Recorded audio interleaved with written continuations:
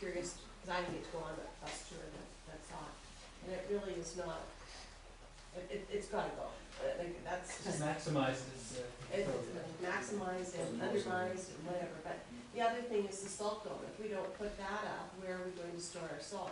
I mean, the whole point last year was we can't go to the old one because it's not there, right? It's no longer available for us. So are we gonna put little piles and little tents up, or We're canopies? getting salt through the county and we're getting taken by them because they do a markup on us, and we tried to have them review that, sell it at one place, but they mark it up to the municipalities. Are we putting it in one place too, is what the other question? Cover all? Like the salt dome and the new works building. If Coverall isn't gonna be at the Northville facility? Salt domes. we have to do an EA for each of them, That's, it's done.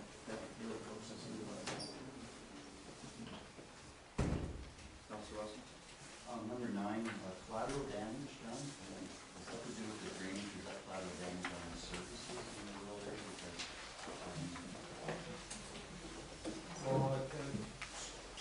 Well, I've been here for 4 years now, and we haven't had an effective roadside drainage program going.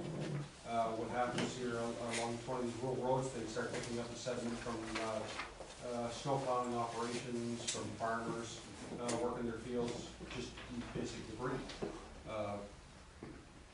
Trees, brush, cattails start growing, it starts to impede the flows of the drains. It just all backs up, eventually gets into your roadbeds fall apart. We feel that some sort of ditching program and stuff is highly effective on the roads.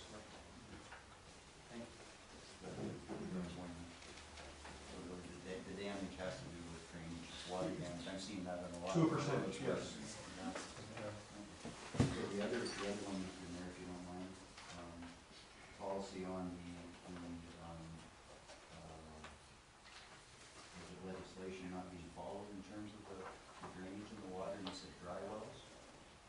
What's not being followed here? They just build dry wells, or are we using them? I remember us using them down in Oak Forest Estates as an engineered way of dealing with water or stormwater management.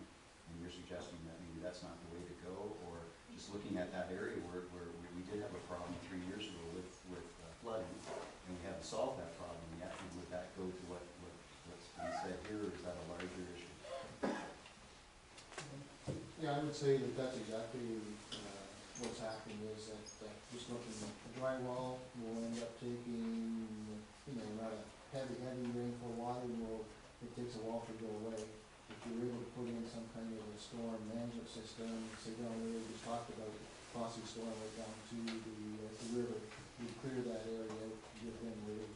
But dry well is just going to be, a lot of times it's just temporary. It takes time to see the way to do it.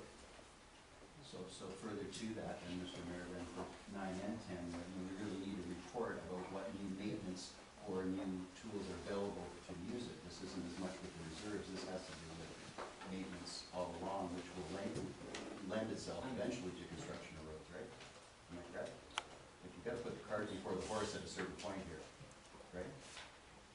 It's either piecemeal drainage or it's setting up a plan before they come. Well, I guess I just want some clarification on that item 10 as well, because what the option here is petitions under the Drainage Act, and we know that there's a lot of areas along the lake shore in particular, and we get them all the time, the West Sanctuary area, and we get these requests, and these are things that really need to be drainage petitions. So I guess that's. a lot of it is an education process in terms of what are realistic expectations. Even though many of the urban areas have stormwater systems, there's a design threshold.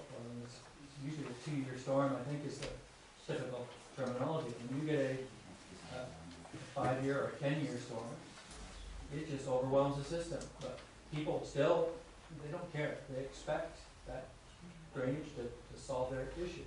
Similarly with putting a dry well, the expectation is raised now that the municipalities into the fields, put a proper structure in here, my problems are gone. And do one in one area and the guy down the street's going, well, you know, and so you have this phenomena take place, and so, if we're having a problem, a real drainage problem in here, then let's really study it properly and do a proper plan rather than a reactive. Even a dry well that's got an leakage in a certain, depending on the storm, it will not solve the problem, it will not go away, and yet people's expectations are, I got flooded, you put a structure in, it didn't meet the needs, and so. Yes, if I could just go back to number 9, the discussion about the rural area again. I just hoping that we can find a balance there too for the farmers, because the farmers have a concern with weeds growing up and encroaching in their fields and reducing their yields, and so it's kind of a balance. Not only do they want to increase their yields, they also don't want their yields decreased because encroaching grasses and weeds and things too. So to them, it's easier sometimes to just to take more of the weeds away in their cultivating process. And although I understand and I appreciate Al's concerns about things getting into the ditches and causing backups and becoming a greater problem for us, but I don't know if we'll have an ongoing ditch maintenance type of program, which I know you're moving towards thinking about right now, which has a place, I think, as well. So keeping that in mind, that we have to have a sensitivity to the rural people, the farmers, who are concerned about their needs. That's kind of been an ongoing problem. If you aren't gonna look after the weeds, I will with my cultivator, and I'll plant the crops out there. If we decide that we want to maintain our shoulders and maintain our ditches, we have to put the money in place to cut them back, maintain them, make sure that we cut the phragmites or whatever's in the ditch and keep the ditches cleaned out and open.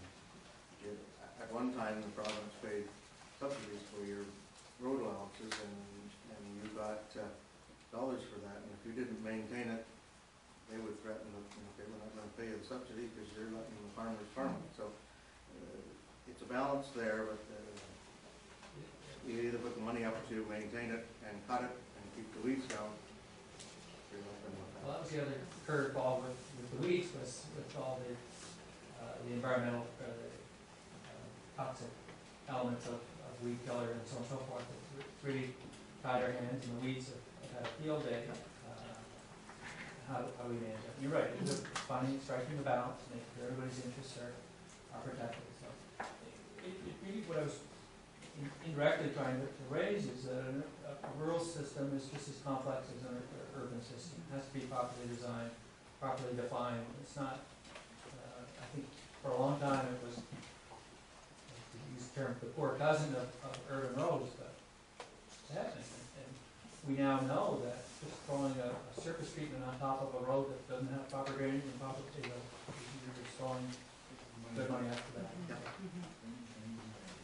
So have you gotten some of the feel or some of the direction? I don't know that we're ready to make any motions. I just wanted my colleagues to feel our pain. Anything else to? No, this has been very helpful, thank you. Just a good discussion, so we'll break now and we'll reconvene at 7 o'clock.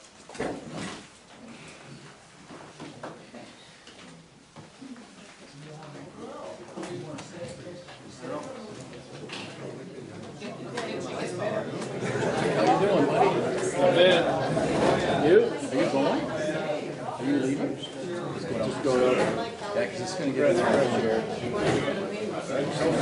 Let those comments clear themselves.